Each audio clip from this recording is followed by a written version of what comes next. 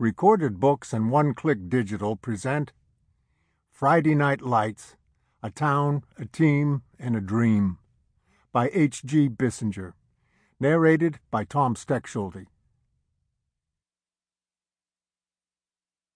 Preface.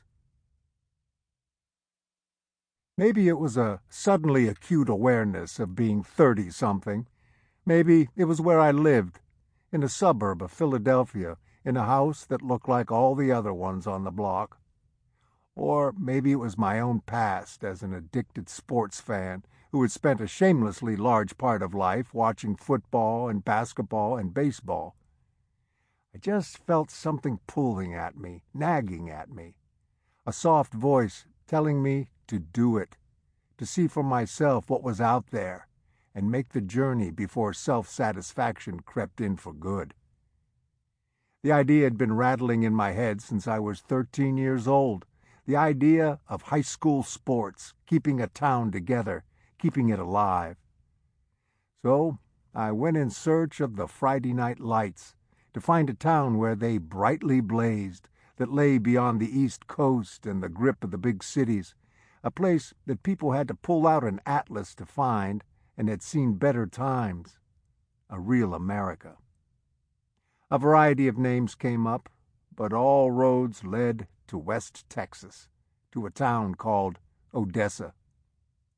It was in the severely depressed belly of the Texas oil patch, with a team in town called the Permian Panthers that played to as many as 20,000 fans on a Friday night. 20,000. I knew I had to go there. You drive into Odessa the first time and become immersed in a land so vast, so relentless, that something swells up inside, something that makes you feel powerless and insignificant. Pulling onto Highway 80, there is row after row of oil field machinery that no one has use for anymore.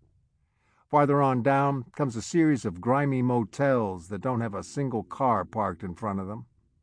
You come to the downtown, and even though it's the middle of the afternoon, there isn't another soul around. So you just walk in silence, past a couple of big buildings belonging to the banks, past a closed-down movie theater with the words, "The End," in crooked letters on the marquee, past a beige brick building where the old lettering saying J.C. Penney is still there, past a few restaurants, and a lot of pawn shops. Farther east, past the gas stations and fast food joints and the old civic center that looks like a brooding frown, there is a different Odessa.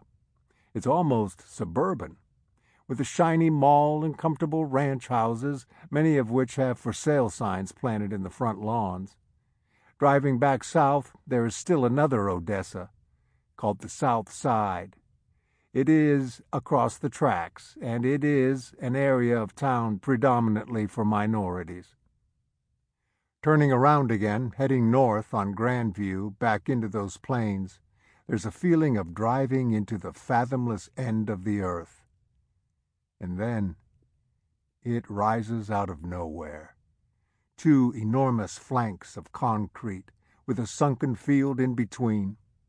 Gazing into that stadium, looking up into those rows that can seat 20,000, you wonder what it must be like on a Friday night, when the lights are on and the heart and soul of the town pours out over that field, across those endless plains.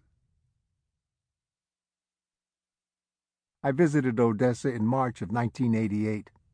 I met the coach of the Permian Panthers and relayed to him the intent of my journey: to live in Odessa for a year and spend a season with his football team. I talked to others, but mostly I just drove and looked. It became apparent that this was a town where high school football went to the very core of life.